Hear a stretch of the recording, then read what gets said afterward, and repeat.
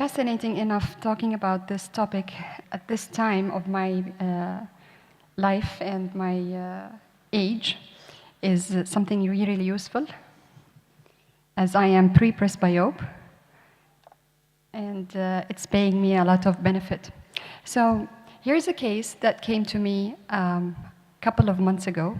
She's the teacher of my two daughters, and she has anisometropia. She's around 43 years old. Came and asked me, "Doctor, I am suffering. I'm getting migraine headaches because of my anisometropia. Please help me. I can't wear contacts. I have dry eyes. I can't wear glasses. They are just too heavy on my head, and it actually increases my headache. So help me." And as a little bit younger, let's say inexperienced surgeon, I was thinking then, and from my longer experience with multifocals, I'm going to offer this lady a multifocal in her eyes, and she's already 43 years old. She did not have any cataracts, but the lady wasn't so satisfied, and she said, "Let me think about it. Can you tell me whom to ask?" So I referred her to my senior consultant, Dr. Justiniya, who happens to be my tutor and the reason I'm here now. Dr. Justiniya fascinatingly satisfied her with giving her a monovision. Now, this did not click to my mind that actually I'm overlooking monovision. So thank you for giving me this talk, Dr. Huda. And this lady, only about 2 weeks ago, I did for her a mini monovision, took just a -2 diopters, which she was happy with. So it is a strategy of correcting visual acuity and overcoming presbyopia by undercorrecting one eye and fully correcting the other eye. And usually the undercorrected eye is the non-dominant eye. It is naturally occurring. I discovered at a later time that myself, I have a mini monovision with one eye plus 0.5 and the other eye a -1.5. Monovision is not a new concept. A lot of people are naturally assigned this way, but it is definitely overlooked. How does it work? Now, we know that near vision components have both an active and a passive component. The active component, where you have your lens changes its power dynamically to focus in on your target, whether it is just around 25 centimeters or up to 60 centimeters or at a far distance of 6 meters. The triad of near vision is convergence, meiosis, and lens accommodation. But we still have a good number of patients who are able to see near vision despite losing their dynamic accommodation. And that's what we call the passive or pseudo accommodation. And this is the ability to focus or see clearly without the dynamic change of the lens. We know that accommodation is lost by age. As we reach the age of 60 or above, we definitely need a +3 diopters to be able to read. However, almost every other surgery we are doing, apart from accommodative IOLs, target the depth of field, and that's the pseudo accommodation.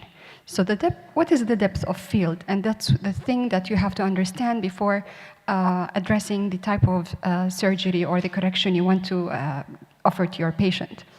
You see this picture, you could see the hand watch, you could see the dashboard, and you could see the cars. Now, this picture is taken from a multifocal lens advertisement, but it is exactly explaining what the depth of field looks like. If you are focusing on one line, that is what goes onto your macula as a sharp, crisp vision, that's your focused distance.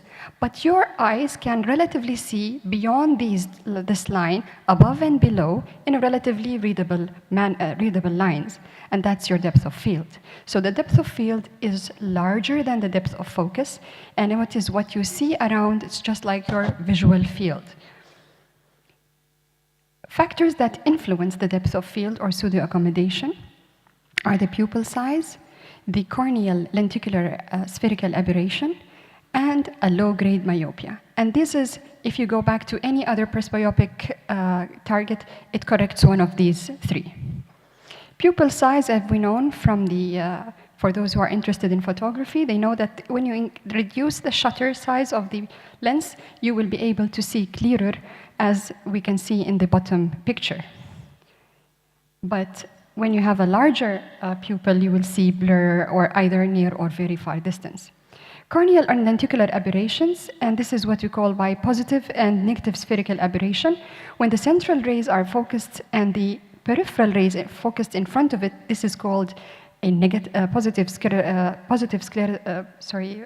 corneal aberration. But when the central rays are focused in and the peripheral rays are behind it, this is a negative spherical aberration, and this is what we see in a prolate cornea, and this also increases the depth of focus, the depth of field. However, a little bit of myopia in one eye can also increase the depth of field. So if you look here, if you have one eye that is immetrope and the other eye is a little bit minus 0.75, it will add a couple of lines. If you increase this up to -1, you will have a third line, and if you increase it up to 2, you might have 4 or 5 lines more for near vision. It happens by the blur suppression, and that's the adaptive mechanism where your brain is able to read with 2 different focusing eyes. What is the drawback here? Sometimes asthenopia if the power is more than 2 diopters. So benefits of monovision, it is reversible if you correct one eye, and it is fast adaptation, faster than the multifocal lenses. Unlike multifocals, there is no glare, halos, or Vaseline vision. It actually offers 2-in-1, so you do a refractive correction along with cataract surgery.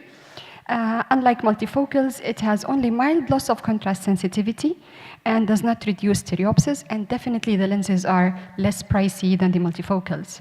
It is better than multifocal IOLs in patients with dry eye, so definitely it's a contraindication to do multifocals in patients with dry eye. With monovision, you can still play around, there will be no asthenopia. No photic phenomena. So definitely the visual quality here is higher than multifocal lenses.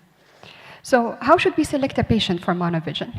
First of all, sit with your patient, learn his age, what is his baseline refraction, and what does the patient have an element of monovision or no. The key factor here is to listen to your patient. And I've had many patients come back to me complaining that one eye doesn't see as good as the other eye just because they were not told that they were going to have different visions. Know what is their job because it does not fit everyone. So I think a bigger number of patients will be fit for monovision than multifocals, but still it doesn't fit anyone, so I would not recommend it for patients who have a type A personality or demanding patients or patients with over expectations. If patient has hobbies or a job that needs stereopsis, like pilots, baseball players, tennis players, ping pong players, and patients who are partially ambulatory that might trip off if they're not having a good, clear binocular vision. How to approach your patient? First of them may offer after doing the first cataract. So if you did the first eye or the patient came to you 6/6 in one eye, you can offer it to them to the other eye by giving them a trial of plus 1.25 on the pseudophakic eye and tell them how much they could read, how can they read now. Immediately the patient will appreciate that he can read better, and he will ask, a big number of them will ask for a less powerful eye in the second surgery. A trial of contact lens doesn't work if the patient has cataract. It can make actually things worse. Do not promise the patient to be spectacle-free, and they should know that there is something compromised. There is no 100% treatment. Give time to answer their questions because nowadays patients are educated and they come asking about monovision specifically, or they come asking about multifocals. Explain that this condition or this strategy is reversible. And how can we reverse it? You can either do a refractive surgery for the myopic eye, add Sulcoflex, or add eyeglasses. First, you need to know which is the dominant eye, and you preferably start with the dominant eye. But if cataract is not equal and the non-dominant eye has greater cataract, you can start with it and correct it fully. And don't worry, because as from the reports I've been reading, these patients will have good vision and they will have what we call a cross dominance when you correct the other eye as non-dominant. I think my time is up. And how to plan your targets? So you have to understand what does the patient want? Does he want to read his mobile and near, or does the patient want to read the computer only? So if the more the patient needs near reading, the higher the anisometropy you're going to give. Know the patient is hyperope, low myope, or high myope. These are the recommendations by some papers I went over. Hyperopes would love to have a minus 0.5 difference. Low myopes go up to 1.5, and high myopes can go up to 3, but cautiously because this can cause astigmatism.